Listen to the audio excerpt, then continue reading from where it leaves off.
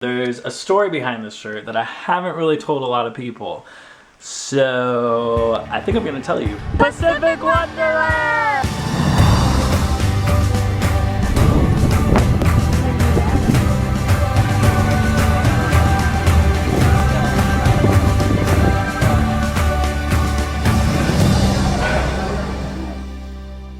Morning guys! So I actually got a pretty early start this morning and I got started on some homework because I really only have 2 more weeks of the semester and I have a lot to do before the term is over.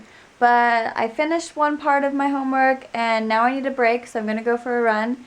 Then I'm going to write more on my research paper, take another break, and then write more on my research paper, and then I think I'll call it good for the day and work more tomorrow. But yeah, I'm definitely following your guys' advice on breaking it down into sections. I think it helps me not be overwhelmed, and when I feel overwhelmed I just don't even want to start, and I have a hard time getting started because I feel like there's just so much to do. But if I break it down and I take breaks, I think I can manage it. So that's the plan.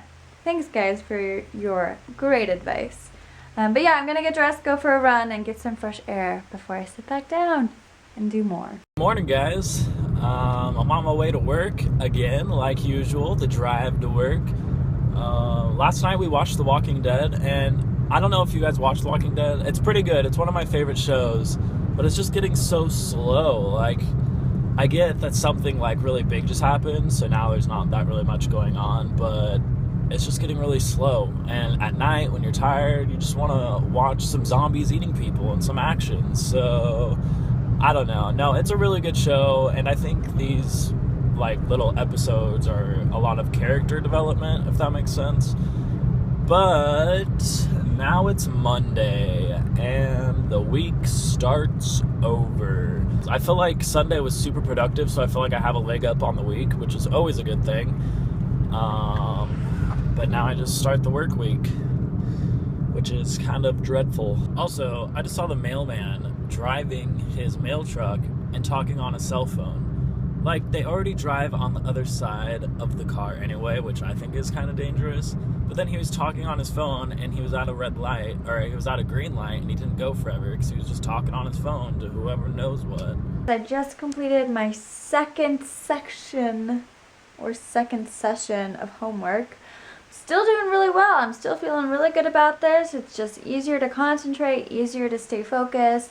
However, I am going to take my second break. I'm going to go outside and plant my sugar snap peas, especially since it's getting dark and it's not raining at the moment. These sugar snap peas, I had to soak them in water for 12 to 24 hours. So they're in there. They look like yummy peas for the germination process, and they actually will grow pretty tall, like 6 to 8 feet on vines. The 6 to 8 feet vines on poles are a trellis.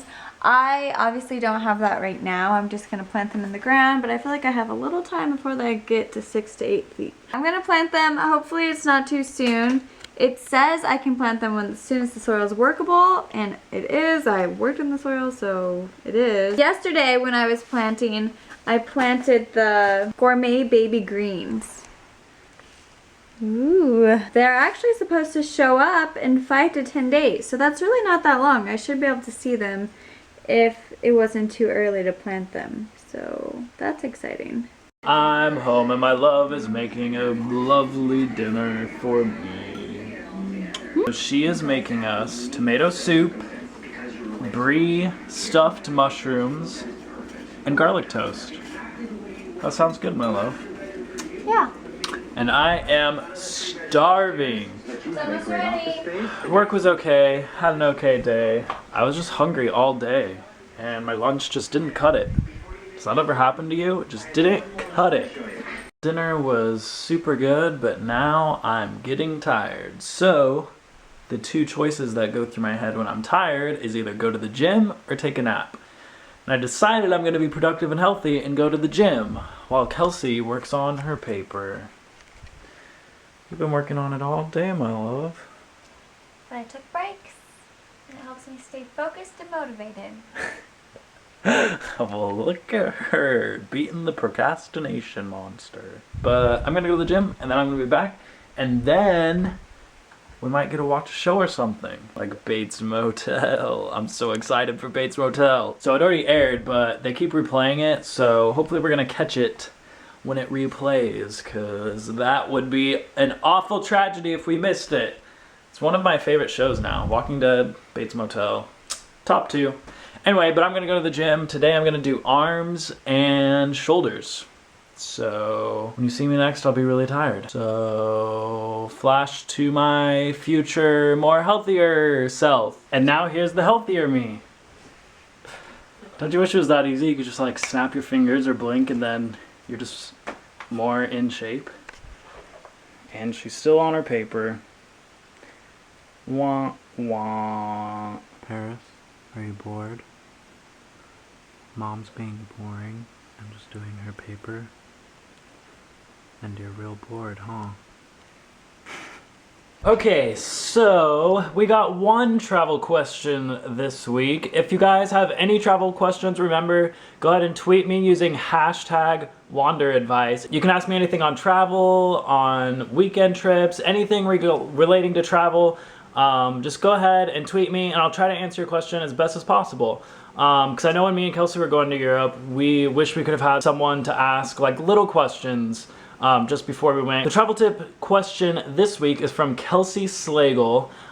She says, we are going to Europe in April for 3 weeks. That's super soon. And it's their first time. They're going to Dublin, London, Paris, and Rome. That's basically the same trip we did, so you guys are gonna have a blast. She asked, did you have any language barrier problems in any of the places you visited? Not really. Actually, it's kind of funny because the 2 places we had language problems were, ironically, England, because maybe it's just me, but I'm really bad at understanding British accents. And they just like call things differently over there. So there's this one time where they're asking for one of our sides and I think they call it mushy peas and we would just call it like smashed peas. I don't even know if we have that, but or it was like mushy potatoes or something. I don't know. It wasn't potatoes, and like their fries are chips and our chips are like hard and crunchy.